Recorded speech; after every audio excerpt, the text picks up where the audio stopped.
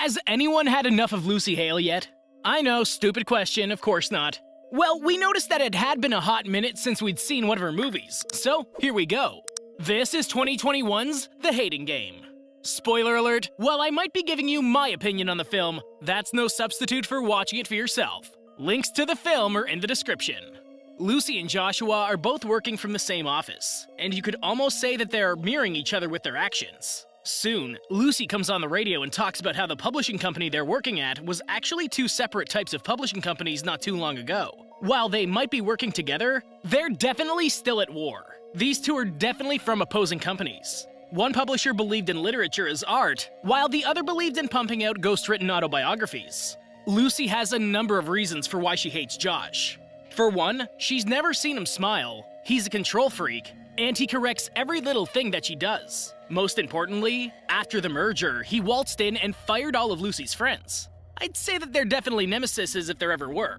We've barely started the movie and you can already sense the petty bullcrap that goes on between the two of them. We're immediately thrown into a meeting and the only people that are keeping it from going on are Lucy and Josh as they bicker back and forth. Just exclude them from the activities. And who had the great idea to put them in the same office and facing each other? To top that off, we find out that the meeting is to announce that a new position will be opening for a managing director that will oversee both companies and report directly to the higher-ups. They have until the new year to prepare a presentation, and that leaves them with just over a month to get ready. Naturally, Lucy and Josh are both eyeing that position, and the only person they see that's in their way there is the other. After some more back-and-forth banter, they finally make a pact that whoever doesn't get the job will quit. Once they get to their office, there's a hint that people think that they're actually flirting with each other. But that's immediately shot down. Or is it? Ah! She had said she had never seen him smile. Does this creepy grin count? That's the grin of a workplace stalker, but unluckily for him, he literally sits face to face with her. There's no escaping it. Soon, Josh's boss, Bexley, arrives, and Lucy tries to sweet-talk him about the new book they've printed. Once he finally leaves, she talks about how much of a pain he is, and Josh seems to agree to some extent. He makes fun of the way Lucy couldn't think of anything else to comment on other than the cover, and he describes it as though a horny 5th grader designed it. For some reason, I knew exactly what kind of cover it looked like based off of how he described it. Look, we all know how these rom-coms go. These two can't stand each other, they compete against each other, they end up having to find some common ground, and by the end, they at least have feelings for each other. So let's not focus on that this time. The banter between the two of them is priceless, and if anything's fresh in this movie, it's definitely the dialogue. Mommy and Daddy fight sometimes. We have discussions. See what I mean? Fresh dialogue is one way to describe it. Hopefully the mommy and daddy thing doesn't stick though. I don't think this is that kind of movie. On Lucy's commute home, things continue to get weird. Oh yeah, that does it for me. All it takes is a good turkey. All jokes aside, that was a plump bird though. Once Lucy gets home, she calls her mother to wish her a happy Thanksgiving, but she tells her mom that she has to go. She lies by saying it's to go hang out with friends, when in reality she's just writing Smurf fanfiction in her dark dining room. When she lies down to sleep, she ends up dreaming about Josh touching her, and the dream gets her so worked up that she gets mad about dreaming about Josh. When she goes to work the next day, she's prepared to retaliate with psychological warfare. She's all dressed up, but that can't make up for her clumsiness as she trips into the office. I mean, her clumsiness is legendary. She trips into the office, loses her menstrual cup, and hits her head on her desk. To top it off, Josh immediately guesses that she had a sex dream about him. That's confidence for sure. She tries her best to get inside his head, but Josh seems to be a little ahead of her. I can't tell if this is how he is all the time, or if this is just him putting on a front. Josh calls her bluff on having a hot date that night, so Lucy heads to meet Dan the designer to talk him into going out that night. After a long workday, Lucy and Josh finish up their final projects, and she decides to try and spy through Josh's things. She gets nothing useful, and the two of them leave to go to the club for her big date. As they continue their normal banter in the elevator, Josh stops the elevator to ask her if she really hates him. That was a rhetorical question, right? Obviously, she lunges in to kiss him and he gets a little handsy. Obviously. At least they didn't wait the entire movie to get a little confirmation. Lucy still goes on her date afterwards, and that goes about as well as you'd think too. A great wit. I mean... Smooth move, Danny. If she didn't just get hot and heavy with Josh in the elevator, I'd say that might have actually worked. She's so worked up that when she runs into Josh at the door, she tells him that he won the get in your head game. He tries to tell her that he just forgot her purse in the car, but she just wants him gone. When she goes back to Danny, He asks her if there's anything between her and Josh, but she confirms that he and her are on an actual date. After a fantastic night, things seem to be going well for the two of them. We see that they actually grow pretty close pretty quickly, and she couldn't be happier. Back at work, Josh tries to apologize, and he explains that he wants them to lay down their weapons. He asks how their date went, and they try to continue their day as normal colleagues. Yeah, that was never gonna happen. The bosses show up a little later to tell them that they went with Josh's idea for a team-building exercise, and Lucy pulls out the big guns again. You just couldn't let me have this, could you? Obviously, this is all in her mind, but the intention's clear. The hating game is back on. The company heads out for a team-building day of paintball, and the difference between Lucy and Josh could not be clearer. As they head out to play some paintball, Lucy and Josh are on the same team, but that peace will only last so long.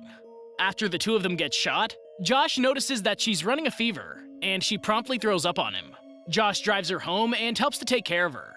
Josh even gets his brother, who's a doctor, to come and check on her, and Lucy takes the opportunity to find out some embarrassing information about Josh. After the brothers leave to let Lucy get some rest, she overhears them talking about showing up for the brothers' wedding. But there seems to be some sort of drama surrounding it. This is the obligatory moment where Lucy realizes that Josh only acts the way he does because of a defense mechanism. She also realizes that it's okay to open up to each other, as is tradition. The next morning, Lucy comes out to see that Josh is still taking care of things in her apartment. And after she tells him to stop over and over, he's a little upset and leaves. Later at work, Danny gives Lucy flowers and asks how she was. And he continues to talk her ear off all the way up to her office where Josh is already working. Once they get upstairs, Danny notices a rose and drink already sitting on her desk, and he promptly shows himself out. Lucy goes to her desk, and after looking at the note, she realizes that he's the actual one that's been sending her flowers to her apartment. She heads into her boss's office, and she asks what her chances are for getting the promotion. Things look great for her, but when she goes out to see what she can do for Josh to make them even, he just tries to blow her off. Of course, her first thought is to trap him inside the supply closet and get up close and personal to get his attention, but Josh has something else in mind. Go to dinner with Danny and kiss him. That's cold, but he follows it up with some sound logic. He doesn't want to be messed with unless she's sure that she wants him. I can't blame him there. What's even nicer is that Lucy does just what he mentions for the same reason. She isn't too sure about any aspect of her life aside from wanting the job. Dinner goes okay for a moment, but after some selfish gift-giving on Danny's part, Lucy just goes for the kiss, and he's the only one that's amazed by it. After dinner, she heads for Josh's apartment, and he comes to find her staring at his window. She tells him that she's not dating Danny anymore, and he picks her up to kiss her. The two of them head into his apartment, and she sees that he actually lives with class. The two of them play doctor, and he tells her that he has a raging case of being horny.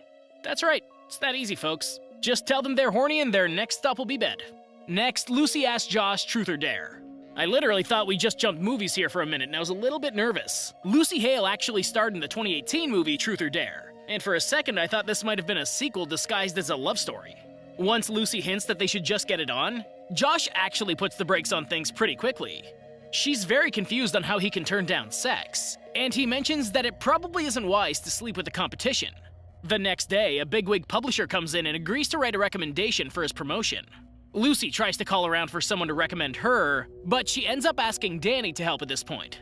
Soon after, Josh shows up at Lucy's doorstep to try and get her to come to his brother's wedding, and with a little persuasion, she agrees. Once they get to the hotel, there seems to be a mix-up with the rooms, and they end up staying in one room instead of two. They decide to clean up before going to the rehearsal dinner, and Lucy gets a look at the goods. Now that's the face every man wants to see. She's ready to go and they waste no time getting to it. Screw rehearsal dinner. After Josh convinces her to just stay in the hotel room with him, he asks her if there's anything she wants to know. She mentions some interesting writing she saw when she had snooped through his desk, and he tells her that it's an elaborate system for how much he wanted to kiss her at the time. She in turn tells him that she did in fact have a sex dream about him before. The next day they head to his brother's wedding, and he introduces Lucy to his mother. The two of them hit it off immediately, and they head outside for the reception where they meet his father, who's nowhere near as friendly as his mother. Once the bride walks down the aisle, there's clearly some tension in Josh's face. At the reception, Lucy ends up having a drink with the bride, where she finds out that she was actually with Josh for a whole year at one point. Well, this is sure to blow over well. Josh and Lucy take a moment to talk outside, and he explains that he was embarrassed to say anything before. He explains how his ex leaving him for his doctor brother made him feel insecure, and Lucy assures him that he has nothing to worry about at all. When they go back inside, they end up drinking with his parents, and his father lays the pressure on since Josh isn't a doctor like the rest of the family. When it comes time for the father's toast, he boasts about Josh's brother, and Josh definitely feels inadequate. Later, Lucy ends up having some alone time with Josh's mother, and she realizes that Josh actually thinks that she's the best thing to ever come into his life. What follows is an amazing show of compassion, as Lucy stands up to Josh's father about what Josh does and who he is. It's awesome, and everyone deserves a Lucy in their life. Even after they get back home, Josh finally breaks down and makes it clear that he loves her. Now, knowing how these movies go, there has to be at least one more hiccup, and the ultimate one would be if this was all part of the game to get to the promotion. That would be absolutely cold-hearted. I doubt that's it, but get ready for something. And right on cue, Lucy shows up to work to eavesdrop on a meeting Josh is having. So apparently I was spot on. His boss actually suggested doing all this to win the promotion. So what does Lucy do? She calls Danny to have coffee and listen to her problems. Danny's the king of the friend zone at this point. He was actually in there for a minute, but then he got sucked into the friend zone just like that. All of a sudden, Josh shows up and says that he was hoping to spend time with her, but she promptly turns him down. Once they get to the office again, she confronts him on what she heard, and she swears that she won't let him tear her down anymore. The two of them continue their lives as normally as possible, and over time, they simply start to ignore each other while they work towards the promotion. Josh seems to have a change of heart though.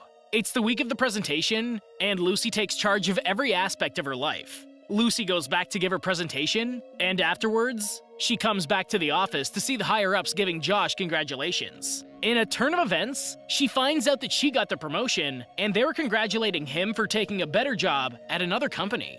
If you're new to this genre of movie, this is pretty typical. For those that aren't new to the genre, we don't care, do we? We don't care how many feel-good endings we get. All we care about is the journey that brings us here, just like in real life. Things end up working out for both of them, and the credits roll. Give it a shot. Just as predictable as this movie was, you already knew I was going to tell you to give it a shot. All the same, there's something here for everyone. Thank you for watching, and I hope you enjoyed the video. Don't forget to like and subscribe for more like this one. Comment what you think I should watch next, and I'll see you in the next video.